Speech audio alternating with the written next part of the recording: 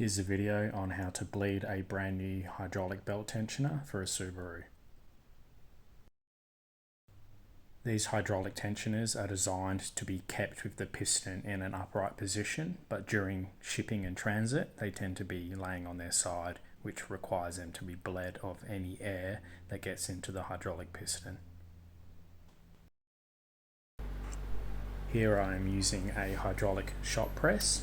You can just use a C-clamp or a bench vise, so long as the piston is kept in an upright position. The first step is to slightly depress the piston enough to remove the grenade pin. The general procedure from here is to release the pressure on the piston gradually over about the course of a minute and allow it to fully extend.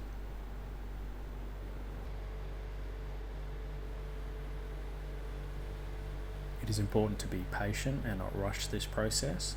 The more patient you are in these stages, the more reliable the bleeding process will be.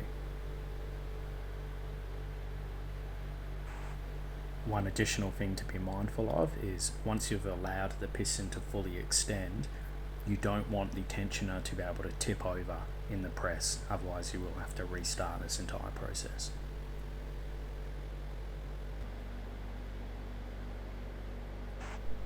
Once it has been fully extended, you pretty much reverse the process and depress the piston back down to its original position. Once you've repeated the process 3 times, you can then put the grenade pin back in and the tensioner is ready to be installed.